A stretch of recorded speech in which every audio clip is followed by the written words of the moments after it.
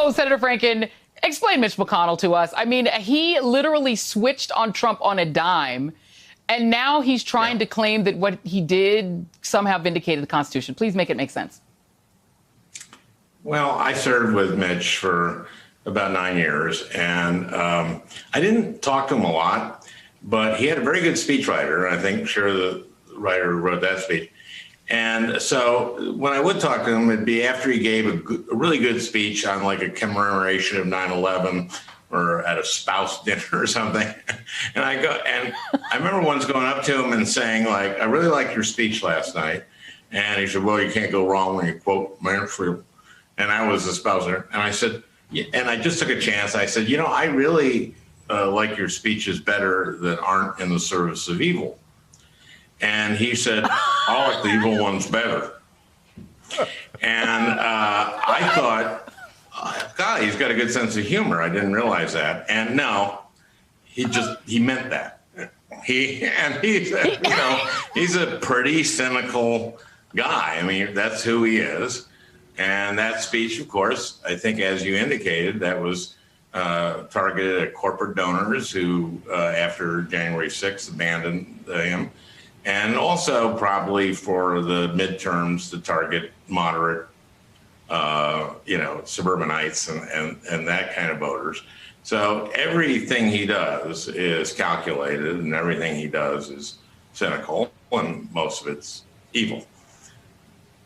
I don't know how to even top that, but Jason, look, Donald Trump, here's what Donald Trump said about it. And, this is one of those bipartisan moments because Trump's description of McConnell today, he sent out a statement calling him a dour, sullen, and unsmiling political hack. And he says Republicans to stay away from it. And apparently there was going to be a statement even worse. It was going to go after his chins, as if Trump doesn't have like 2-3 chins. But it sounds like it's bipartisan, that people pretty much think that Mitch ain't it, Jason. Yeah.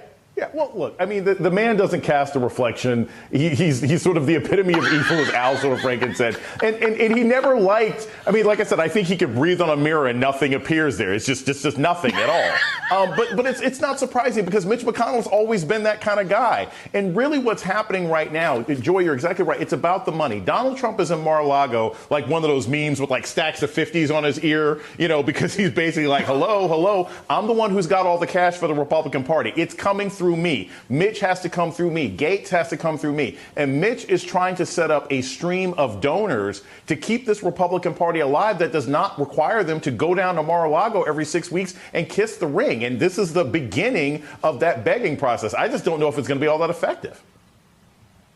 I don't understand because,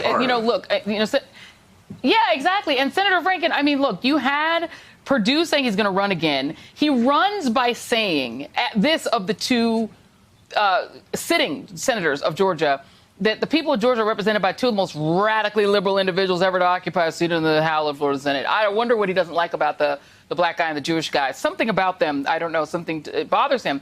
But Mitch McConnell's response to maybe putting back a guy who was called the Clyde in Bonnie and Clyde because he basically was a crook when he was a senator. He says, this is McConnell talking. I personally don't care what kind of Republican they are, what kind of lane they consider themselves in. What I care about is electability.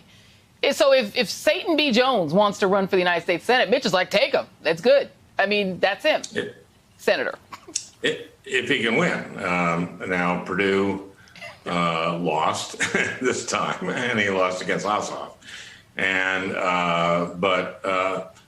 Warnock is in there for 2 years. And, Perdue wants to get back in. It'll probably be a tough race. Maybe somebody will challenge him for the endorsement. But this is Trump's party, certainly in Georgia. And there is just a split in this party, and it couldn't happen to a nicer party. Unfortunately, I think it's bad for democracy. We need a party that is a real party and cares about democracy.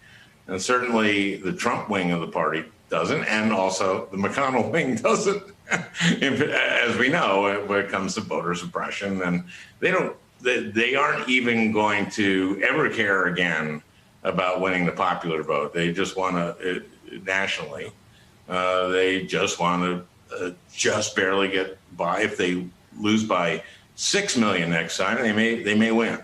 And so they are the most anti-democratic party, and I think it's bad, very bad for our democracy. Look, 88% of Democrats thought he should have been convicted, Trump.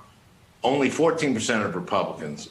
We have a tremendous split in this country, and to me, it stems from the different information universes that the Republicans are getting, and those Trump people are getting, and the people that invaded the Capitol are getting.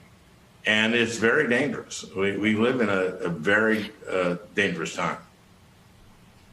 No, indeed. And Jason, I mean, the thing is that where do you go when the two halves of the Republican Party are the half that thinks Donald Trump is a demigod, and and that on March 4th he's going to be actually inaugurated because somehow Q told them that, or somehow, and then the other half that says, don't let people vote, and if they do vote, don't count their votes, and do anything you can to win, and you don't need a popular majority, you just need to trick your way in.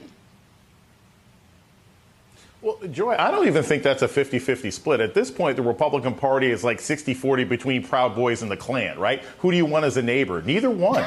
That's essentially what they are. And I don't think, look, it's not surprising. McConnell doesn't care about Purdue. They're going to try and do anything they can. Remember, this is a party where the president got behind a guy in Alabama a couple years ago who was accused several times of pursuing underage girls. And they still tried to support that guy. It took Doug Jones everything in his power and a third-party candidate to beat the one that Republicans actually wanted. So I'm not surprised. They don't care if it's a dead person. They wouldn't care if it was God himself. As long as that person can win, that's what the Republican Party wants. And as long as that person is going to be loyal to the ghost of Donald Trump, who will continue to hover over this entire what's left of a terrorist-supporting party for the next decade or so.